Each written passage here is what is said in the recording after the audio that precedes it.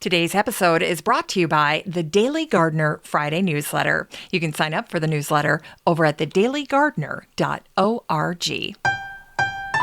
Hi there, and welcome to The Daily Gardener, a podcast about garden history and literature. I'm your host, Jennifer Ebling, and today is May 17th. Today in garden history, we remember Sandro Botticelli, the Italian Renaissance master who died on this day, May 17th in 1510. His painting, Allegory of Abundance, or Autumn, is one of his most elaborate and detailed drawings, and it depicts an abundance of fruit and flowers.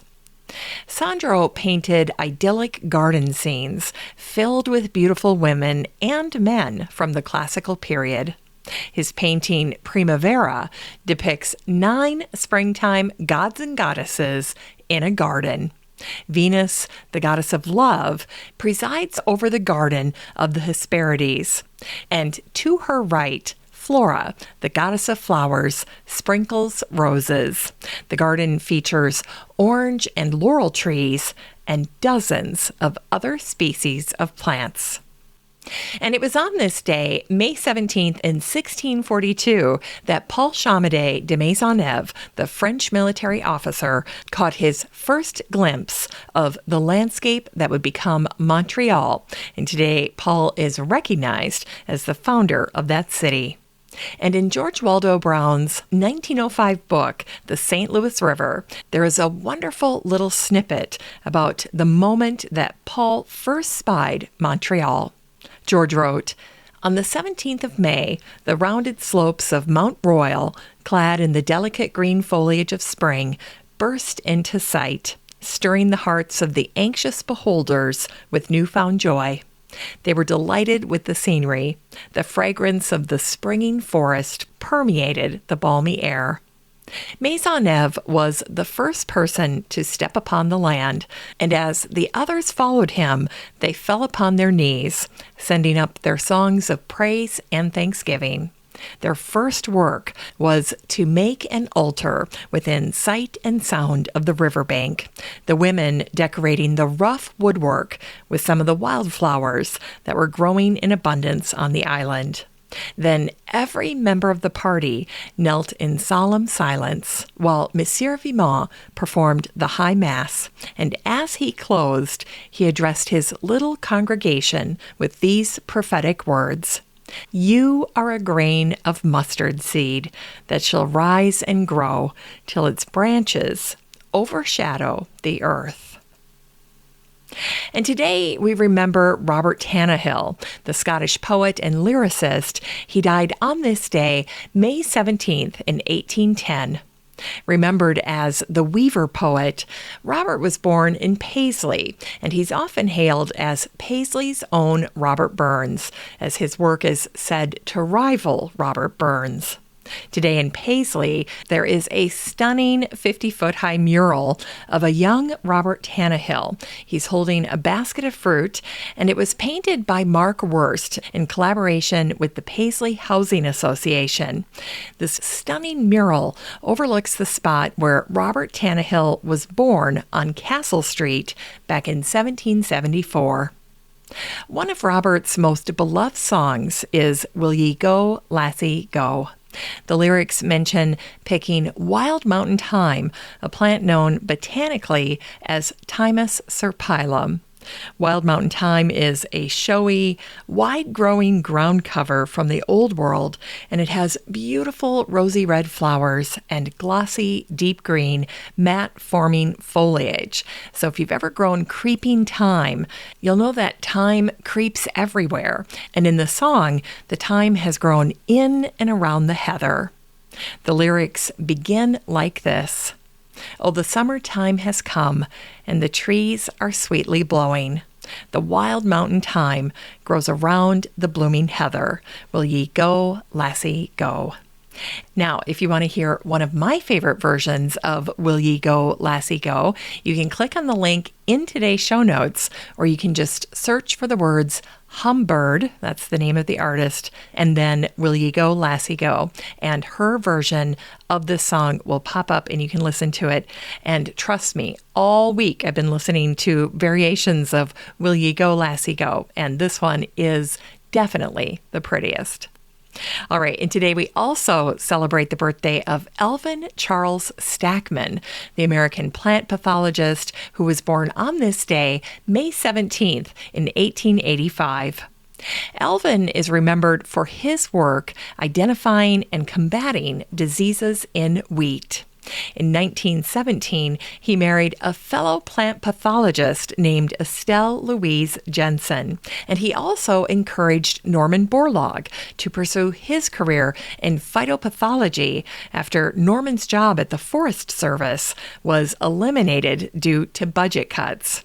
And it turns out that Elvin was Norman's teacher. He was a lifelong mentor, and Norman went on to win the Nobel Peace Prize in 1970 after he discovered a dwarf wheat variety that reduced famine in India, Pakistan, and other third world countries.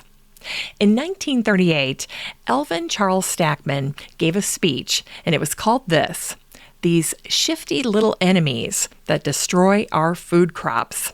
What a title. Well, during his talk, Elvin focused on one shifty little enemy in particular, and that was rust. Rust is a parasitic fungus that feeds on phytonutrients in grain crops like wheat, oat, and barley. Today, Elvin is remembered with the naming of Stakman Hall. It's the building where plant pathology is taught at the University of Minnesota's St. Paul campus. And in a book called The Wizard and the Prophet by Charles Mann, the author reflected, Stakman did not view science as a disinterested quest for knowledge. It was a tool, maybe the tool for human betterment.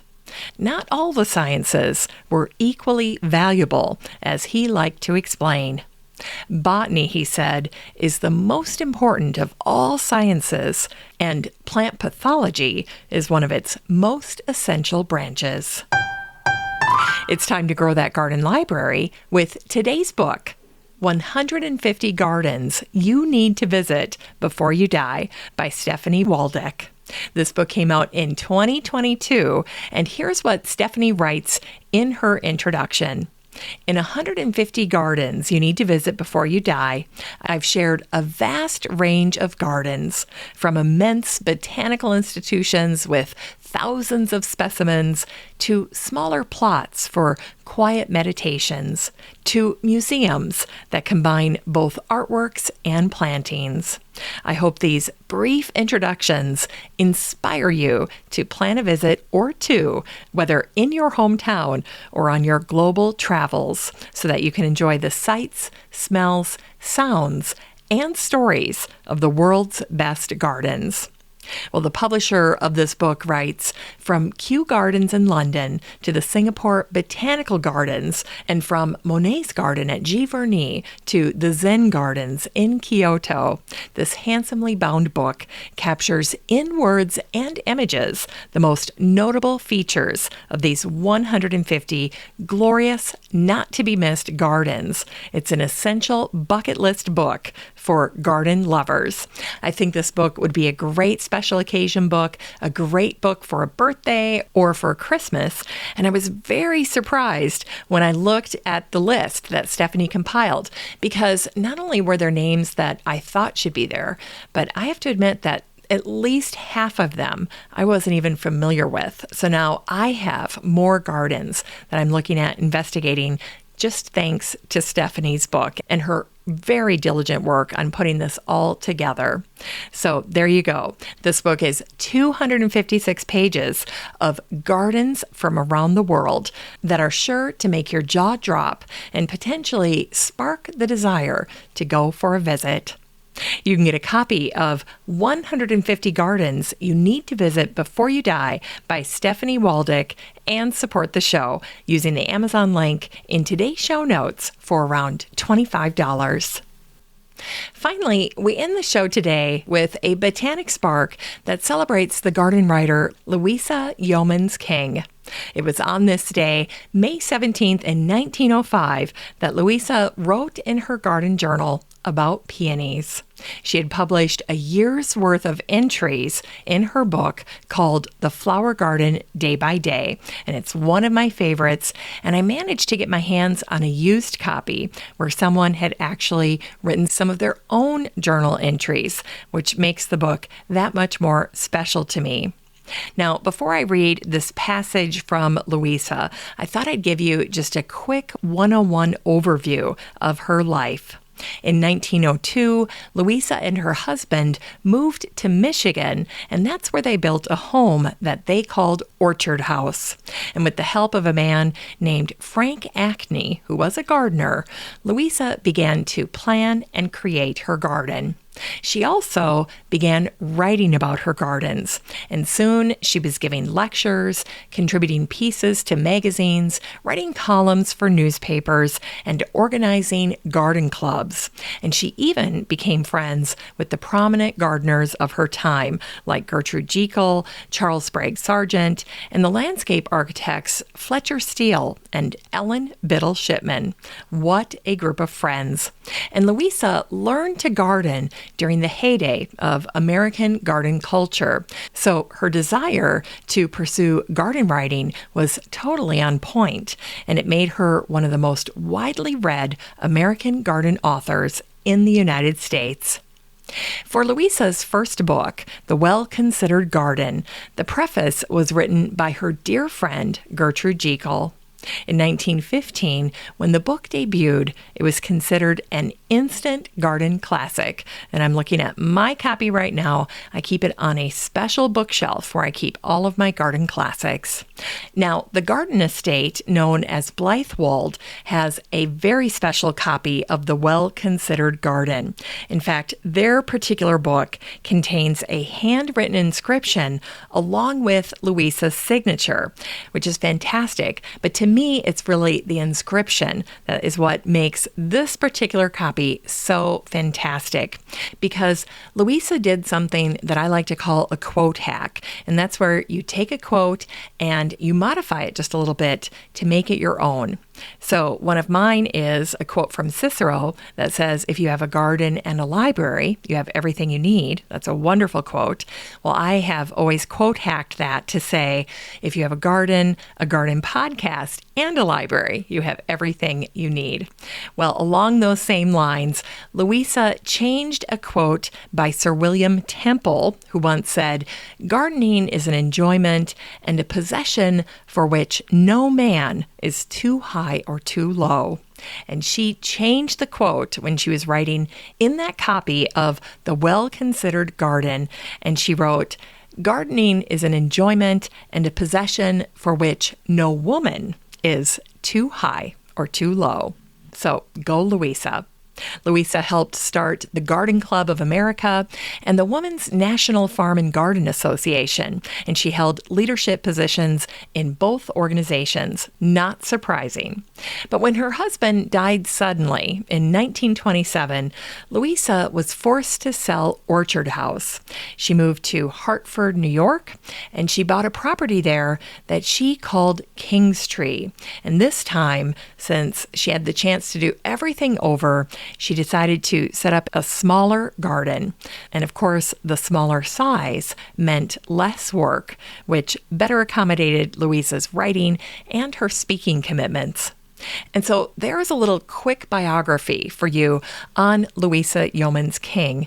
And now here's what she wrote in her journal on this day. It was a little note of advice about the peony.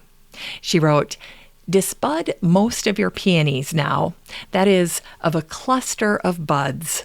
Cut off all but the larger central bud. Certain varieties, however, are considered more beautiful if left alone to flower as they will.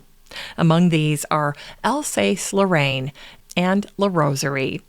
Well, I don't know about you, but up here in Minnesota, I have not done that. I have not removed the buds of my peonies, kind of like you would do with a pumpkin, hoping that you can get one large pumpkin off the vine if you take off all the other flowers. And I think that was Luisa's goal here. Now, what I do like to do is to bring peonies into the house as a cut flower and enjoy them that way. In fact, I was just telling my sister-in-law that for my niece's engagement party, that it would be lovely to have lilacs in the house and then also peony, because those are the items that would be seasonally in bloom. Well, my brother nixed the idea of lilacs because apparently he's allergic to them, and I had no idea. So no lilacs in the house over there. But my sister-in-law loved the idea of the peonies. And peonies look so amazing in those little bud vases, those little circular globes that you just put the flower in. And then when the party's over, you can either send your guests home with a peony in a vase, or you can take them and you can spread them around your house. They are low maintenance. You don't need to water them as much because there's already water at the bottom. And they're so beautiful. They're long lasting and so fragrant. Such a wonderful springtime addition to your house. Oh, and one other thing that my sister-in-law liked about the idea of using peonies for the floral arrangements is that they have cats, and the cats won't be able to knock the peonies around like they can when there's a larger arrangement sitting on the table. That's something my sister-in-law always has to worry about, is the cats tipping that over, and that probably won't happen with the peonies in these bud vases. So win-win. Well, that's it for today's show. Thanks so much for listening to The Daily Gardener. And just a reminder that you have a standing invitation to join the free Facebook group for listeners of the show. The next time you're over at Facebook, just search for Daily Gardener Community, where you'd search for a friend and then request to join. And if you'd like more of The Daily Gardener, you can subscribe to the newsletter over at thedailygardener.org. And don't forget that you can also show your support for the show by using the Buy Me a Coffee link over at the website or in today's show notes. This is Jennifer Ebling. Thanks for listening to The Daily Gardener. And remember, for a happy, healthy life, garden every day.